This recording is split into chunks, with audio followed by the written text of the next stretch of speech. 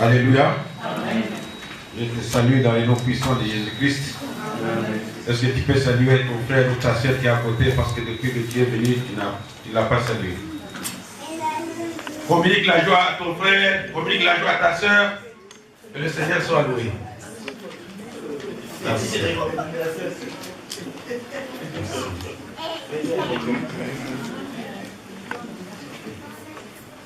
Amen. Amen. Ok. Nous voulons écouter la parole de Dieu. Est-ce qu'on peut s'élever pour lire? Nous allons lire d'abord, si tu peux écrire, Luc chapitre 10, 38 à 42. Tu écris Luc 10, 38 à 42. Tu écris encore Luc 10, 38 à 42. Tu écris Jean 8, 1 à 11. Jean 8, 1 à 11. Luc 10, 3 et 38, 42. Jean 8, 1 à 11. On se lève maintenant pour lire. Nous commençons avec Luc.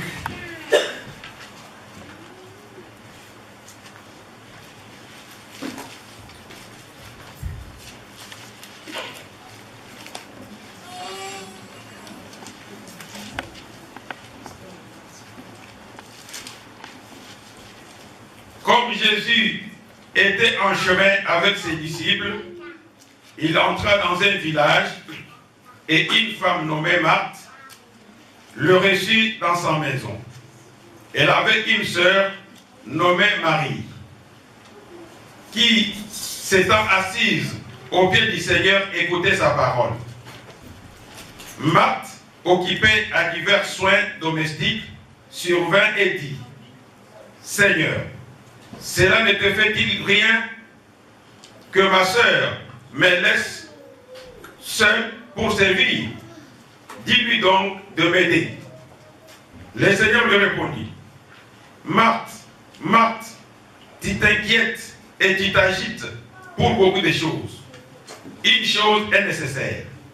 Marie a choisi la bonne part qui ne lui sera jamais ôtée.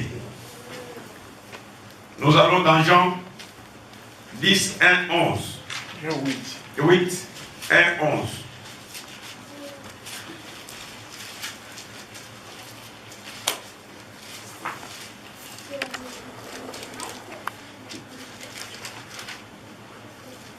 Je lis au nom du Seigneur Jésus-Christ. Jésus s'est rendu à la montagne des Oliviers. Mais dès le matin, il alla de nouveau dans les temples, et tout le peuple vint à lui. S'étant assis, il les enseignait.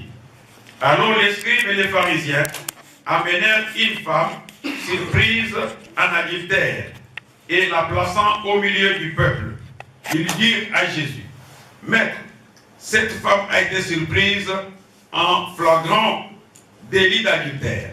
Moïse, dans la loi, nous a ordonné de lapider de telles femmes.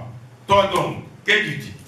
Il disait cela pour l'éprouver, afin de pouvoir l'accuser.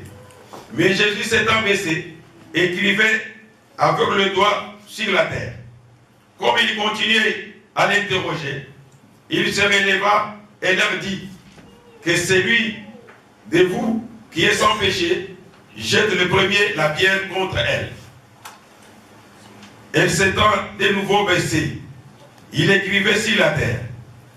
Quand ils entendirent cela, accusés par leur conscience, ils se retirèrent un à un, depuis le plus âgé jusqu'au dernier.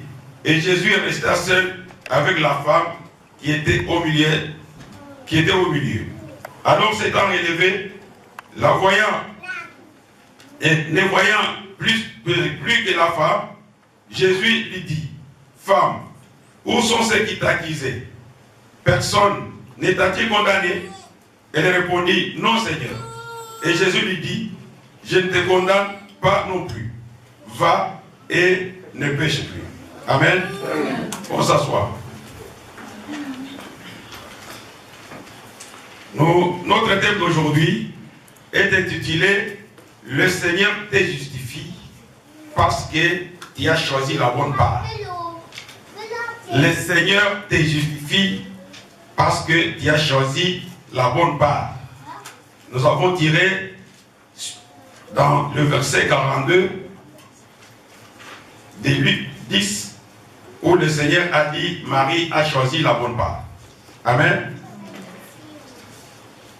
Bien-aimés, je crois, il y a quelques semaines, nous avons lu le même passage avec l'évangéliste Peter Basunga. Il avait intitulé son message « Les inquiétudes ». Alléluia. Parce que Marthe s'inquiétait. Mais aujourd'hui, nous voulons parler de la décision de Jésus. Justifier quelqu'un,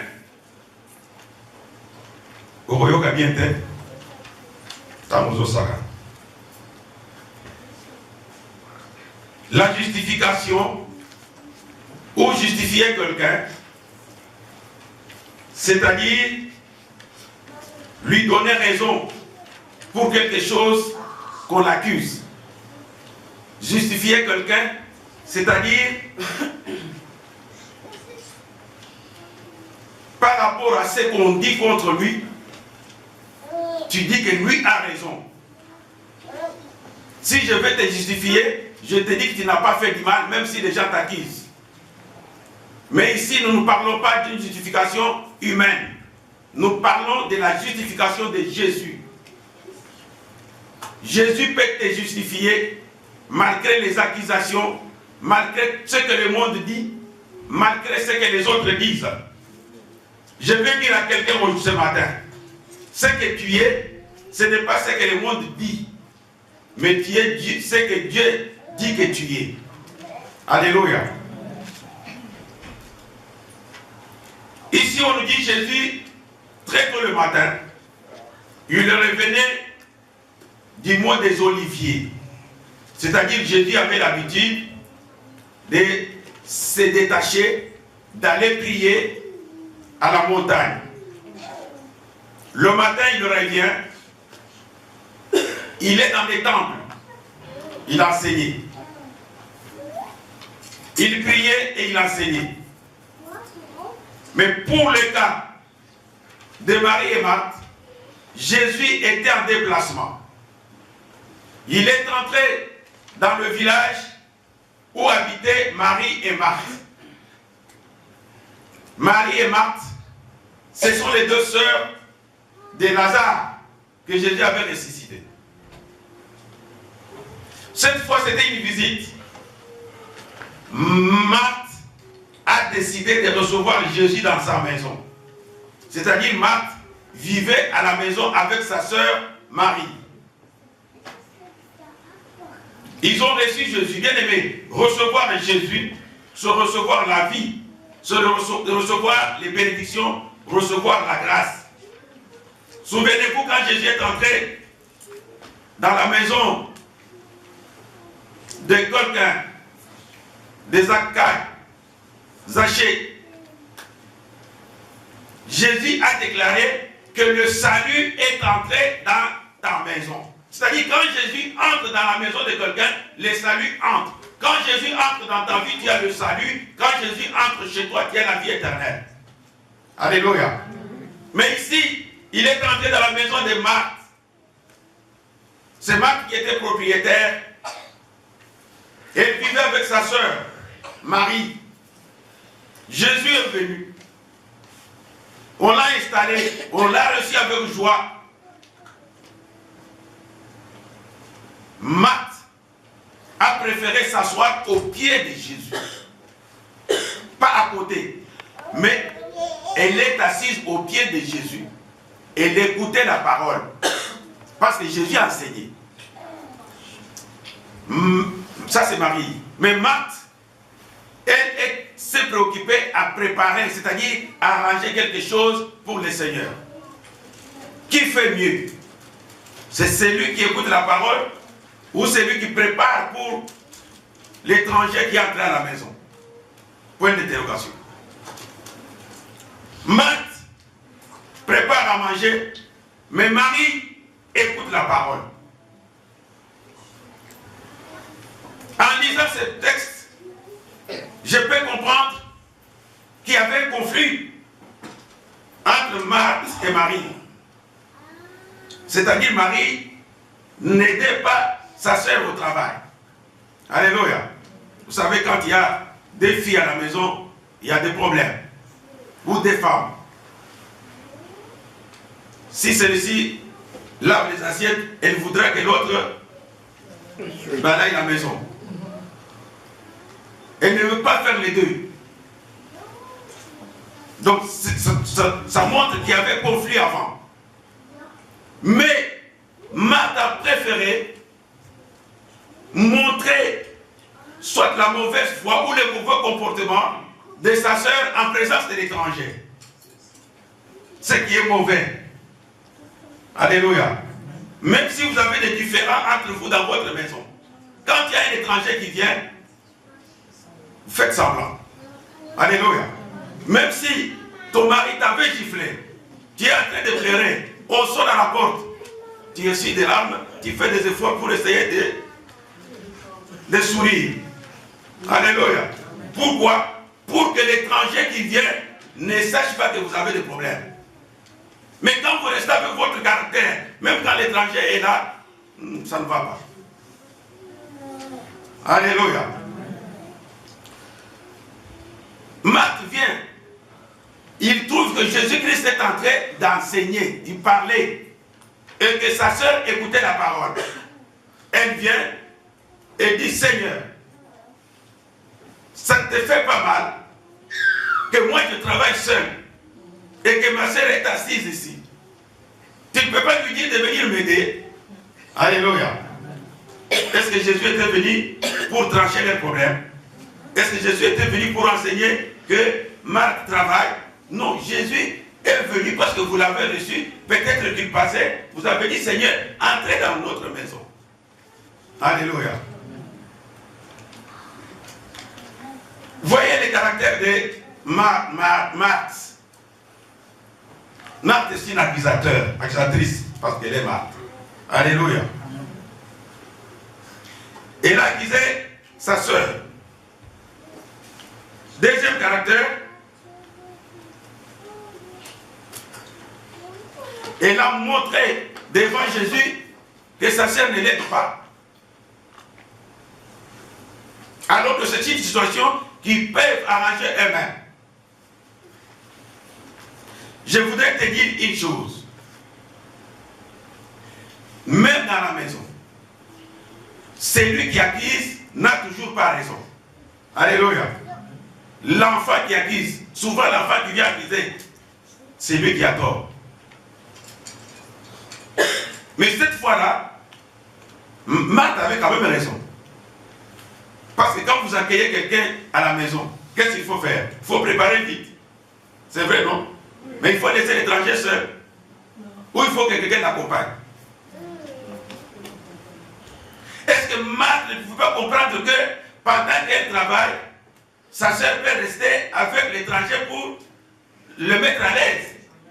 Alléluia. Non. Pour elle, l'autre aussi doit travailler. Cette situation est entrée même dans les églises. Bien-aimé, toi tu as un don. C'est toi qui dois mettre ces dons à l'œuvre parce que c'est toi qui l'as. Tu ne dois pas pousser quelqu'un à faire la même chose que toi parce qu'il n'a pas les mêmes dons que toi. Je ne sais pas si vous m'écoutez très bien. Amen. Si toi tu connais faire quelque chose, tu ne dois pas pousser quelqu'un à faire ce qu'il ne connaît pas faire.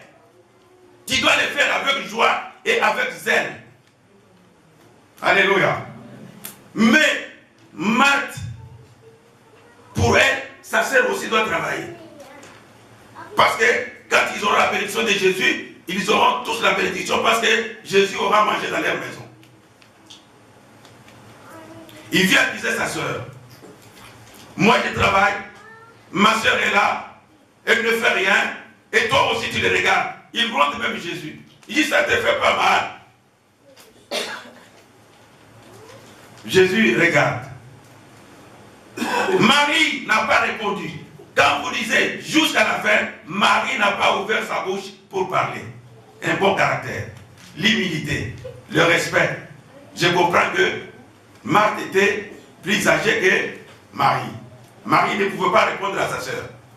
Si Marie était polie, il pouvait se fâcher et dire, mais toi aussi t'exagères. Même quand il y a les étrangers, tu viens m'attaquer. Alléluia. Mais elle est restée calme.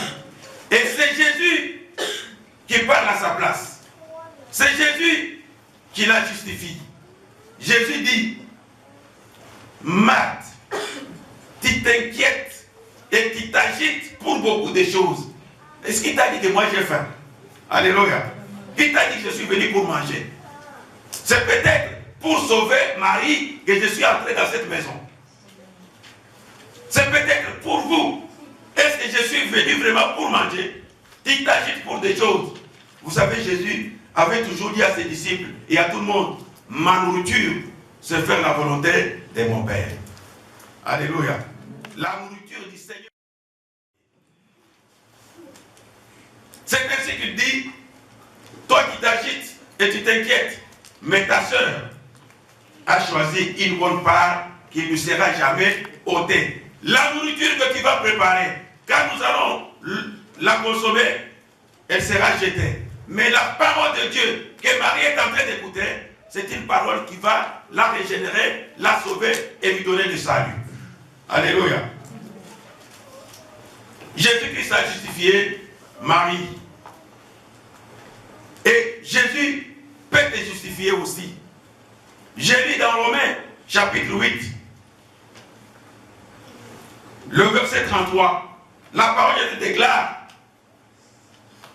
qui accusera les élus de Dieu? Car Dieu les justifie. Qui peut t'accuser?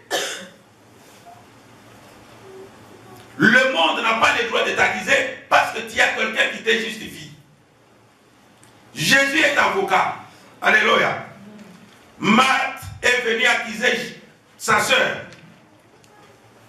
Ma sœur ne m'aide pas, ma sœur est toujours comme ça. Surtout quand elle voit les étrangers. Je crois qu'elle était aussi jalouse. Alléluia. Elle, quand elle voit les hommes ici, elle va toujours à côté des hommes. Mais Jésus dit non. En tant qu'avocat, elle prend part. Elle dit non, toi tu t'agites pour rien. ta soeur a choisi la bonne part. Ce que ta soeur a choisi, elle ne sera jamais ôtée. Bien-aimé, je vais te dire, toi, que tu as choisi la bonne part. Aujourd'hui, tu pourrais aussi rester à la maison comme les autres. Alléluia. Mais tu as choisi la bonne part, venir écouter la parole de Dieu. Le Seigneur te justifie. L'accusateur est l'enfant du diable. Alléluia. Parce que le diable lui-même est accusateur. Il t'accuse même quand tu n'as rien fait. Bien-aimé, souviens-toi, ce diable va rencontrer Dieu et accuse Job. Qu'est-ce que Job avait fait de mal? Job était intègre. Job était un homme qui servait Dieu. Il aimait Dieu. Même quand il n'a rien à l'accuser, il dit, si il travaille pour toi, c'est parce que tu l'as béni. Alléluia. La parole dit, notre ennemi rôde toujours autour de nous. Il cherche quelque chose pour nous accuser auprès de l'Éternel. Mais nous avons un avantage. C'est lui à qui nous avons cru nous justifie. Il ne nous condamne pas. Il connaît notre vie. Il connaît notre problème. Ta famille peut décider. Ton père peut crier. Ton oncle peut avoir dit des choses. Mais tu as un Dieu qui te justifie parce que c'est lui qui t'a appelé. Il te connaissait avant que tu ne sois. Alléluia. Le Seigneur veut justifier quelqu'un ce matin. On t'accuse de quoi? Quel est ton problème? Qu'est-ce que tu as fait de mal pour que les gens t'accusent? Mais il y a quelqu'un qui est à tes côtés. Tu as un avocat.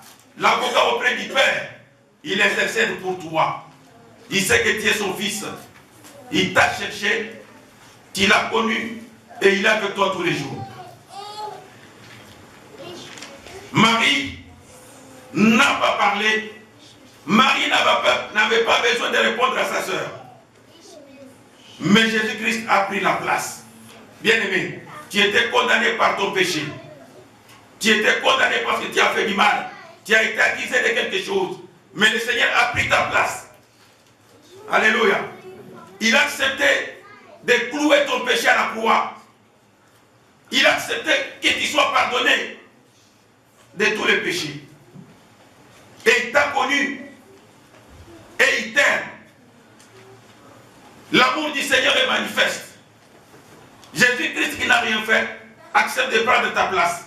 De la même manière qu'il a pris la place de Marie. C'est Marie qui devait répondre à sa sœur. Il devait dire non, n'exagère pas. Nos difficultés, nos conflits, nous allons les résoudre entre nous, même quand il y a des étrangers. Parce que Jésus ne marchait pas seul, il était avec ses disciples. Alléluia. Même en présence de beaucoup de gens. Bien-aimés, papa, maman, Marie, ne gronde pas tes enfants ou ton épouse en présence des étrangers. Ça fait honte. Alléluia. Est-ce que vous savez pourquoi un militaire qui a l'arme et qui dit je vais te tirer et te tire? Tu sais pourquoi? Parce que quand tu dis tire, il dit si je ne tire pas, on dira que je ne suis pas militaire. C'est par honte qu'il peut tirer. Je peux te dire que par honte, ton épouse peut te répondre au milieu des étrangers. Ton enfant peut même te parler parce que dit papa, toi tu ne vois pas que les gens sont là. Quand tu vois les gens, alléluia. Qui aura honte? C'est l'enfant, c'est la femme, ou les papas ou les maris. Alléluia. Donc, nos différends, nos problèmes, nous les traitons entre nous quand il n'y a pas des étrangers. Marie n'a pas trouvé et Marc n'a pas trouvé le temps de parler à sa sœur. Il pouvait être à deux, dire ma sœur, nous sommes gardés dans cette maison. Si tu ne m'aides pas, c'est difficile. Si moi je fais ça, toi aussi tu fais autre chose.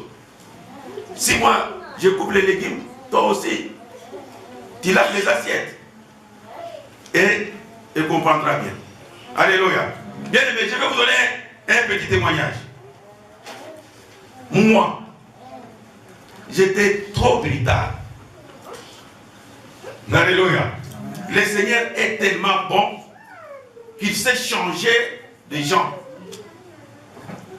Moi, mon caractère, quand je vois quelque chose, c'est à la minute sur place. Je fais beaucoup d'efforts, je prie. Je ne tolère pas les mal. Les mal, quand je le vois directement, je pars. Alléluia. Il m'est arrivé de blâmer aussi mon épouse. Donc, on était encore trop jeunes. On était encore dans les années 80. Même quand les gens sont là, quand je suis fâché, je blâme. Un jour, j'ai fait la même chose et on est resté à deux. Elle dit, papa, je vais te parler. Je dis pas. Il dit, moi, je suis ta femme. Si je fais du mal, tu as raison de me réprimander ou de me corriger. Mais ne le fais pas quand il y a des étrangers, quand il y a d'autres personnes. Un jour, je peux te répondre et ça tournera en vinaigre. Moi-même, je suis resté, je me suis dit. Donc, elle m'a enseigné. Il dit, si j'ai fait du mal, corrige-moi. Mais pas en présence des enfants, ni en présence d'autres personnes. Par la honte, je peux sortir une parole, et cette parole peut te gêner, on peut se séparer comme ça. Alléluia. Je l'ai tenu. J'ai dit, c'est pourquoi je me vante. J'ai dit, j'ai une bonne femme. Alléluia. Elle me conseille aussi quand je suis dans les torts. Donc j'ai appris. J'ai dit,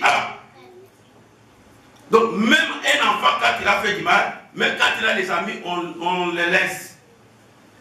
Quand on reste seul, on va lui parler. Alléluia.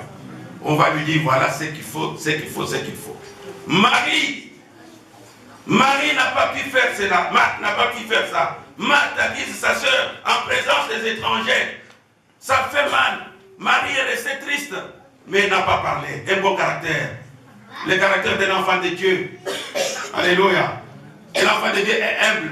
Même quand la situation est difficile, il est capable d'apaiser pour que la joie revienne. Épouse, si ton mari est brutal, s'il te passe, reste calme. Alléluia. Tu ne dis pas Amen. Donc toi tu veux seulement répondre. Alléluia. Lui dit A, toi tu dis A. Il y a des épouses, quand l'homme parle, l'homme a une seule parole, l'épouse a 4 paroles. Mais qu'est-ce qu'il fait? Qu'est-ce qu'il fait? Est-ce qu'on est encore en Afrique? Vous croyez que vous êtes en Europe et vous avez tout? Alléluia. Vous comprenez? L'homme là, si vous le quittez aujourd'hui, il peut demain prendre une autre. Mais toi, tu ne prendras pas. Alléluia. Tout le monde te craindra. Il dit non.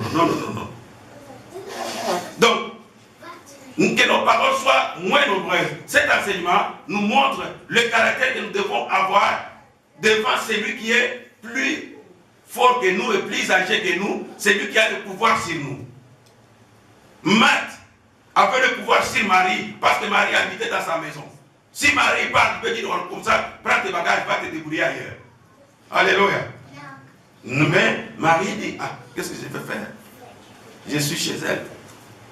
Mais c'est le Seigneur qui parle à sa place. Le Seigneur te justifie. Le Seigneur connaît ton problème. Le Seigneur connaît tes accusateurs. Le Seigneur connaît ce que tu vis. Il est là ton avocat. Alléluia. L'avocat te connaît bien. À l'avocat, on ne cache rien. Tu as choisi la bonne part. La bonne part, c'est connaître Jésus comme Seigneur et Sauveur. Cette part ne te sera jamais ôtée. Même quand les souffrances viennent, même quand les difficultés. C'est pourquoi, dans Romains 8, il est écrit, rien ne peut nous séparer de l'amour de Christ. Alléluia. Rien. Que rien ne te sépare de Jésus. Ni ta souffrance, ni ta maladie, ni ta sécheresse, ni tes choses que tu vis aujourd'hui. Que cela ne te sépare pas de Christ. Parce que Christ est en toi, c'est l'espérance de la gloire. Quand il y a Jésus-Christ, tu espères encore. Alléluia. Tu sais qu'aujourd'hui, je n'ai rien, mais avec Christ, je peux avoir ça demain. Alléluia. Bien aimé, Jésus continue dans son œuvre. Cette fois-là, il est dans les temples. On lui amène une femme qu'on a trouvée en flagrant d'adultère. L'adultère signifie une femme mariée va avec un autre homme. De la même manière, un homme marié qui va avec une autre femme, il commet l'adultère. On amène cette femme devant Jésus. Ce sont les scribes et les pharisiens qui l'ont amenée. Ils étaient nombreux. Chacun avait une pierre à la main. On présente la femme à Jésus. Il dit, Seigneur, cette femme que tu vois ici, nous l'avons surpris en flagrant délit d'adultère. Mais tu sais, la loi de Moïse nous demande que de telles femmes, il faut les lapider. Alléluia. Et c'est comme ça, c'est la loi. Tu peux lire ça dans Lévitique chapitre 20, verset 10. C'est écrit comme ça. Mais Jésus, qu'est-ce qu'il a fait? Il le regarde. Il le regarde sur la terre et il écrit sur la terre avec son doigt. Qu'est-ce que Jésus écrivait? Alléluia.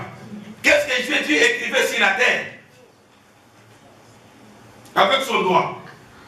Parce que eux, ils ont dit à Jésus que Moïse a donné une loi, que cette loi doit être respectée. Une femme qui commet l'adultère, il faut la lapider. Est-ce qu'il y a quelqu'un qui a trouvé Lévitique 20, 10? Lisez un peu, on va savoir ce qui est écrit. Lévitique 20, 10. Que c'est lui qui a trouvé, lise.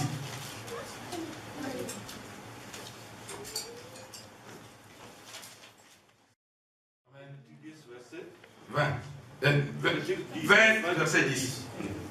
Si un homme quelconque maudit son père ou sa mère, il sera puni de mort. Il a maudit son père et sa mère. Son sang retombera sur lui. 10. Ah. Si un homme commet un adultère avec une femme mariée, s'il commet un adultère avec la femme de son prochain, l'homme et la femme adultères seront punis de mort. Amen. Amen. Alléluia. Vous écoutez ce que la loi dit? La loi dit, si un homme marié ou une femme mariée commet l'adultère, les deux seront punis de mort. Est-ce que cette femme a commis l'adultère seule ou avec un homme? Avec un homme. Mais ces hommes ici laissent leurs frères, ils amènent seulement la femme. Ils viennent accuser la femme. Alléluia. Et voilà ce que Jésus écrivait. Ça c'est moi.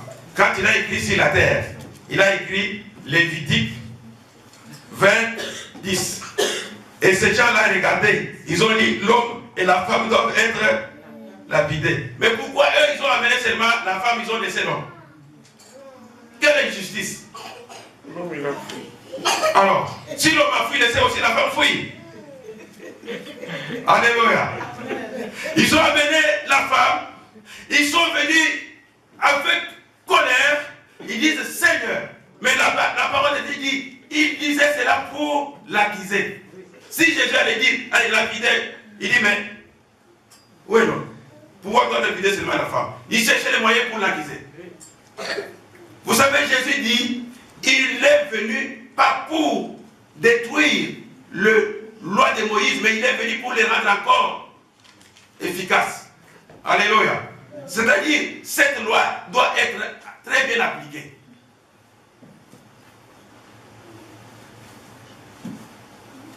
Jésus maintenant, après avoir écrit ces versets, il dit l'homme et la femme doivent être condamnés. Mais pourquoi vous m'amenez seulement la femme? Je crois qu'ils ont l'idée. Et Jésus se relève, il les regarde. Il dit que celui d'entre vous n'a pas de péché, jette les premiers.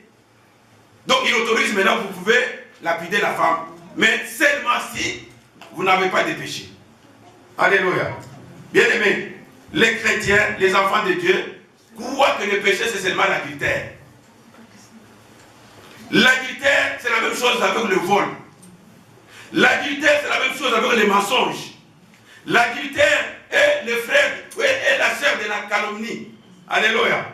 Donc tout péché que tu commets, c'est la même chose, c'est condamné aux mêmes méthodes que l'adultère. L'adultère se trouve dans les 10 commandements. Les 10 commandements reprend aussi, tu ne haïras pas ton frère. La haine est devenue notre nourriture, même les chrétiens. Même à l'église, il y a de haine. Alléluia. Même les pasteurs entre eux, il y a de haine. Même les enfants d'un même père et d'une même mère, ils ont de haine. Où est-ce qu'on va? Le monde a pourri. Il n'y a plus rien de bien. Mais ces gens-ci, pour eux, c'est l'adultère qui est le péché, les mensonges, la haine, la calomnie, la médisance. Combien de gens sont en train de propager des mensonges contre leurs frères, même les frères à Christ. Quelque chose que ton frère n'a pas fait, tu les multiplies. Combien de choses, vous voyez les gens qui écrivent sur Internet, ce ne sont pas des chrétiens. Même des pasteurs sont à Internet avec des mensonges. Alléluia. Lisez sur Internet. Au Congo actuellement, pour les chrétiens, l'actualité c'est Mike Karamba. Pour ceux qui sont sur Internet, il a divorcé, il a conflit avec Patrice, il a conflit avec telle personne, il a conflit avec Paul Bakenda. C'est quoi? Si tu as conflit avec ton frère, est-ce qu'il faut aller te défouler à l'Internet? Il faut l'accuser dans le monde entier. Alléluia. Mais les gens voient seulement l'adultère. Si tu commets l'adultère aujourd'hui, tout le monde te fuit. Mais si tu trompes, c'est normal. Une femme adultère, une femme menteuse, toutes n'entreront pas dans les royaumes des cieux. Mais ici, il y a un problème. La femme là a commis l'adultère, c'était vrai. Mais avec un homme. Mais on amène la femme seule. Alors Jésus a voulu aussi justifier cette femme. Parce qu'elle ne doit pas être condamnée seule. Ils étaient à deux. Il faut que la deuxième personne, il fallait amener les deux. S'ils étaient à deux, Jésus n'allait pas parler, je crois. Alléluia. Parce que les deux sont là. Mais, quel est le problème de Jésus? Jésus est venu pour détruire l'œuvre du diable et sauver ce qui a été perdu. Nous étions perdus dans le péché. Nous étions des menteurs, des voleurs, des agriculteurs, des impuniques. Il y a des choses mauvaises que nous avons commises. Mais quand nous connaissons Christ, beaucoup de choses se transforment dans notre vie. Bien aimé, quand Jésus entre chez toi, les choses changent. Je crois à partir de ces jours-là, Marthe a appris qu'écouter la parole de Dieu, c'est une bonne part. Alléluia. Elle était aussi sauvée ces jours-là. Parce que Jésus était entré dans sa maison.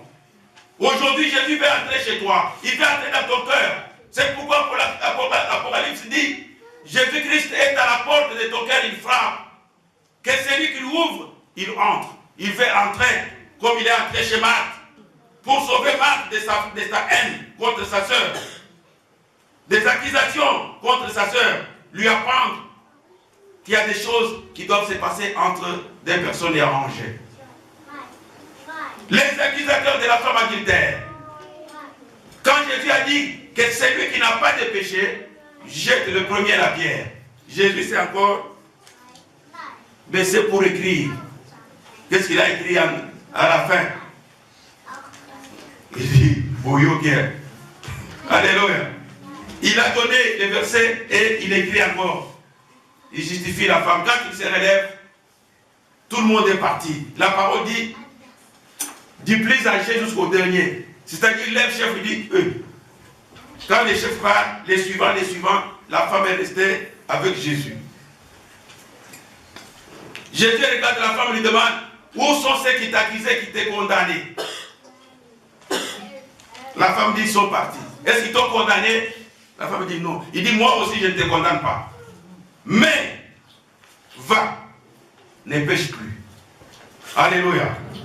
Va, ne pêche plus. C'est-à-dire, quand Jésus-Christ te pardonne de ton péché, quand Jésus-Christ t'accueille comme son fils, tu dois abandonner le péché et le mal. Tu dois commencer une nouvelle vie. Je me souviens de la parole de Jésus-Christ avec l'homme qu'il a guéri à la piscine de Bethsaida.